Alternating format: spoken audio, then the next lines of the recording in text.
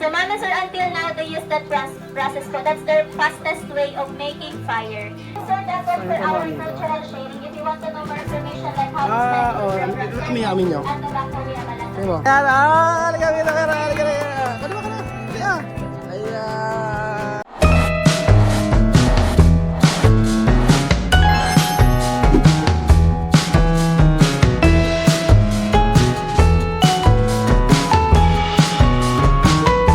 Mga amigo, sa tribal village po, magandang araw po sa inyo lahat. Marami po makikita mga pwedeng mga tinitinda nila. Nagawa ng mga tribo. Ayan po, mga bags. Sobrang gaganda niya. Oh, di ba 980? 980. And then hanggang sa fridge magnet. Ayan po. Oh. Hanggang sa sombrero. Ang ganda nito, oh. Aha. And then hanggang sa bag. Ganda ng mga bag nila, mga amigo, oh. And syempre mga pang display. Ganda.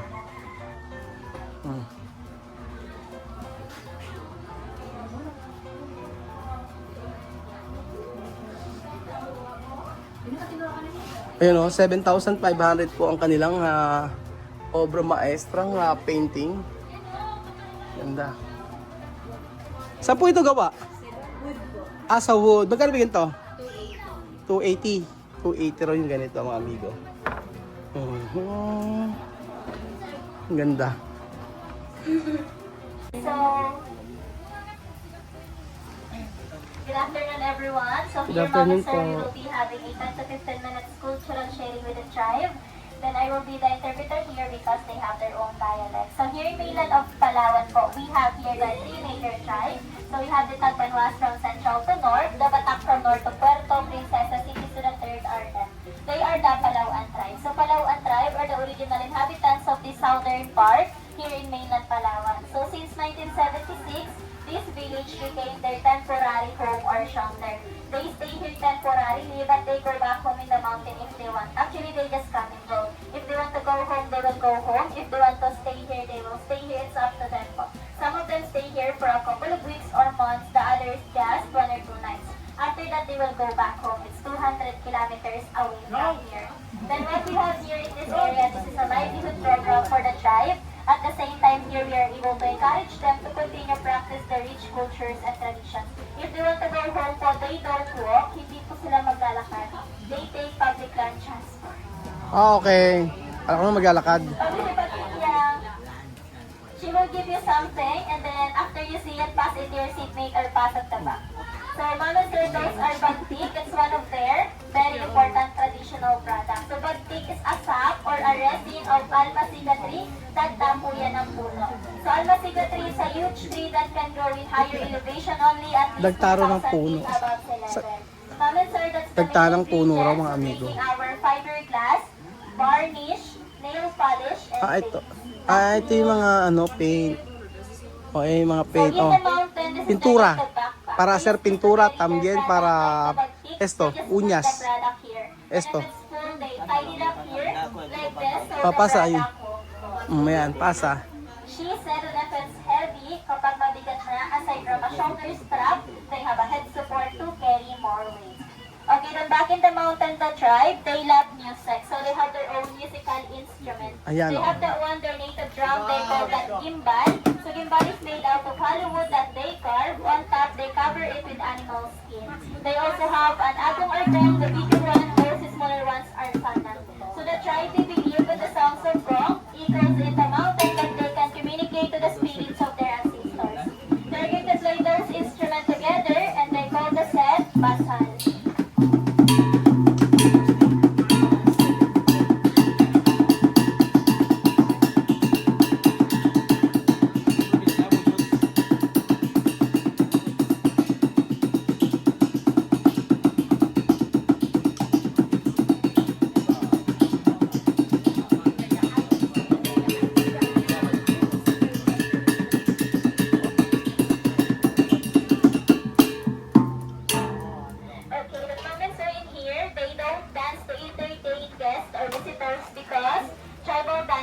rituals, which means sacred. So they just dance if they have ritual events only, like if they have weddings, good harvest, and prayers. Then before the arrival of a modern guitar, the Palauan tribe have their own two-string native guitar. And that Ang guitar galing. that's considered as one of the first guitar here in the Philippines. They call that kudchapi or kudlungan. So now they're going to play a music. More of their music is all about nature, some is all about birds. They're going to play a Bogot song, which Amir, means esta gitara. bird song. Gitara aki, Amir.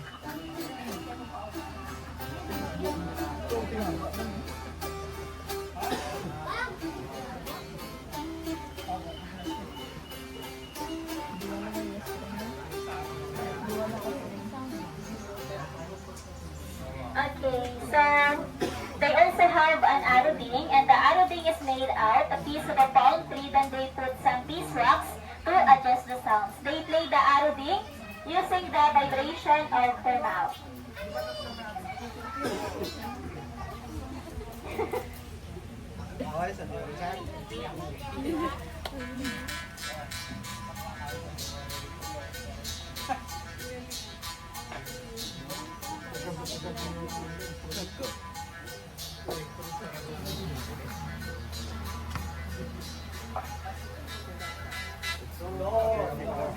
Okay. The Mamans are back in the mountain aside from they are music lovers. The Palauan tribesmen are also hunter-gatherers. So hunting animals is their source of living in the mountain, and it's part of their diet. And they have two kinds of spears. Okay, so they call this one ligid, and this is sarayang. So Mamans or sarayang po is their very special kind of spear. It looks like a harpoon, but they don't use it for fishing. So they use this to kill big animals like wild pigs or baboy ramon. What they do, when their target is already visible, they throw this sarayang from a distance. And when the metal presses through the body of their target, it will get stuck because of the two hooks here. When the target tries to run, these two will separate. And the handle will serve as the anchor, ankla. It have a possibility that this handle will hang on the bushes or in the tree.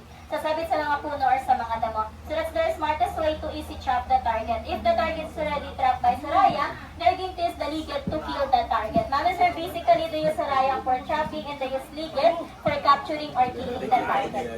And then back in the mountain, the tribe, they don't use bow and arrow. In the whole Philippines, they are the only tribe who use blowpipes or blow darts. So kapag in their dialect, they'll speak in Tagalog. Because in the mountain, usually they hunt birds or squirrel. As a hunter, they have their own way on how they imitate or copy the sounds of their target. They have a small piece of bamboo, it's like a whistle, and they call that one tampios.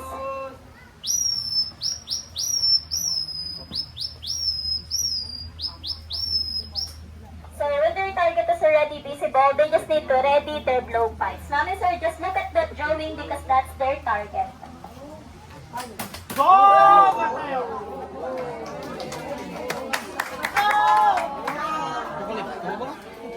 Okay, then according to them, you can eat further than that po.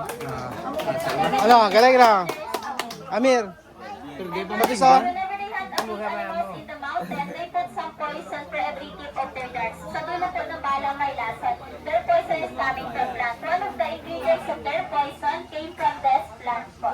So they call this plant tita. They collect the sap or the resin of this, and then they mix it with other plants. They cook it in a slow fire to make a poison effective. And their poison is powerful. Once they use darts with poison, the target will die after a few minutes. But they can safely eat the meat. They just wash it with running water and they cook it. So that's the wonder of nature. But if they accidentally hit human, it's either you or them, just say goodbye. There's no antidote to the poison that they made until now. So in here, we are not allowing them to shoot animals anymore. Since they're here in city, we have a lot to market here po. So there, they can buy their needs in one. So from your entrance fee, half of your entrance fee goes to the tribe po. So they have a share on that. And from that donation box later, we're going to open that. They have a food allowance on that also. They use it to buy their needs in ones in the market. Okay, so now, we're here at the last part of our cultural sharing. So the last part, he's going to show to you how they make fire in the mountain. The process called santikan, which Vamos a ver cómo va a ser a fuego. Fuego. And they use a piece of metal, bakal, buhay na bato or flintstone, native cotton, and dry grasses po. You just need to transfer it in the dry grass when the smoke is already visible. Then you just need to blow it harder until he created bigger fire. So ma'am and sir, until now they use that process po. That's their fastest way of making fire. Even though we have matches or lighters for now po, they still use that process. They used to it. It's easy for them to do it. Kabisa? Okay, so in the mountain, they don't have electricity, so they have their native torch. One foot of this, it can last 3 to 5 nights. This is a pure sap. Inside po, they just wrap it with leaves. Dagta din ng puno. They also believe that the smoke of this, it can drive away the bad spirits and bad luck po. It can cure illnesses like if you have a headache, stomach ache, aromatherapy, and insect repellent of them. So later po, I will go around. Masa ba ito gaman? Gulat na gulat sila Amir at saka si Vivian nung nagkaroon ng paapoy ang tribo. The smoke of this, it smells good. Smells like an incense po. Mabango siya. Ano amoy?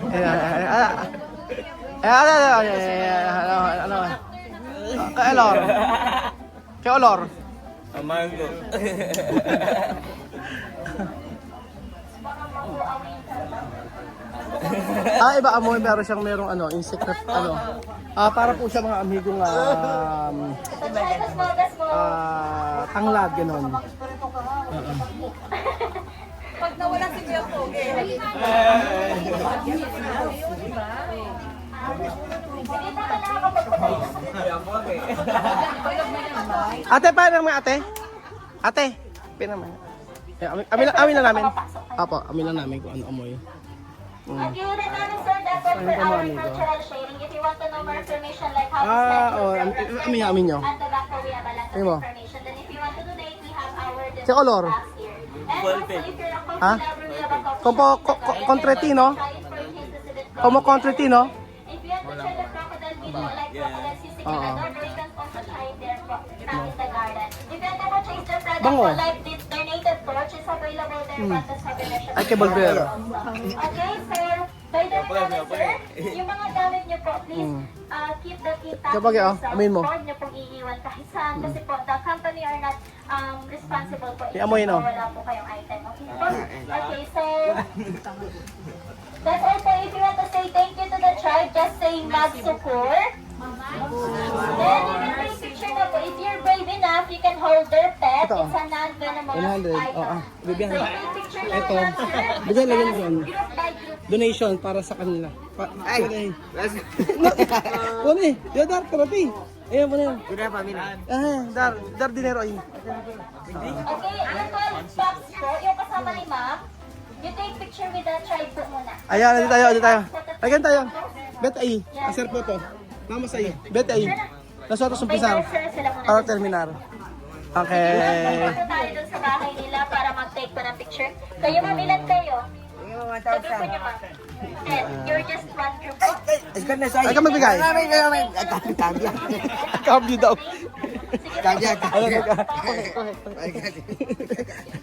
Cambio daw. Ayan yung mga tribo. Picture tayo. Ay, pasok kayo. Pagkat lahat kayo, punta kayo dyan. Ayan. Hello po. Ayan. Picture. Ayan. Mag-picture tayo. Okay, pose muna. Oh. Okay, annyeonghaseyo. Lahat ganyan. Tapos waki. Okay, pose. Pose daw. 1, 2, 3, 4. Marunong kayo mag-Tagalog? Marunong Tagalog? Pisok. Ay, pisok. Pisok. Pisok. Pisak. Pisak. Konti lang, di kayo magtagalog. Pisok lang, pisok. Ano yung sasalita niyo yung 1, 1? Isa. Isa, 2, 3. Ikaw nga, ate, ano?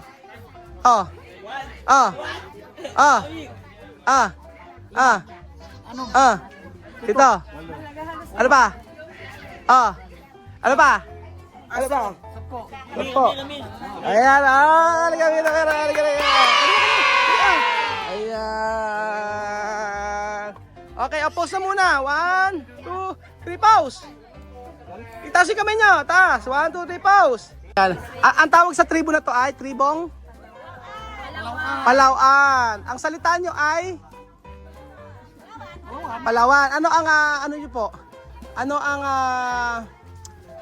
pangalan ng alphabet nyo? Tibangan. Ganon. Okay na, meron tayong natutunan ngayon. Picture po muna tayo para makapag-picture. Picture, okay na. Ano ba kayo mag-picture? Ano naman loob? Pwedeng house tour? House tour? Hindi pwede house tour? Hindi po. Hala? Bakit di pwede house tour? Hindi po pwede Ay, hindi pwede house tour. Magpapa-house tour pa naman tayo mga amigo. Alam niyo naman ako lahat pinupuntahan ko. Sayang oh. Ang ganda nito oh, ayan oh. Ay, ayoko niyan. Siya. Hawak na. Ayan na, hawak na. Ayan, hawak. Hawakan niyo na yung snake. O, chucha, ikaw maghawak na snake. Dali mo oh. Ayun. We hold the ano, the Hold niyo yung snake oh. Hold niyo na yung snake. Dali oh. Yeah, picture muna. Ayan oh. Picture na kayo. Iyan mo. Picture to Chen. Sige Hawak kayo, group na. Picture ka kayo. Chuchen, hawak ka picture. Hawak ko Chuchen. Hawak ko na Chuchen, taas. Hawak mo. Ayan mo. Ay, awan. Hawak mo. Chuchen. Chuchen, hawak mo ba Chuchen? Ang galing yan Chuchen. Taas mo sa... Ayan. Walang takot si Chuchen eh. Pero ang ganda ng kanila, ng kanilang kubo. Tapos ayan. Gani masuji, are you feeling wow wow wow? Anong wawa? Wawa we.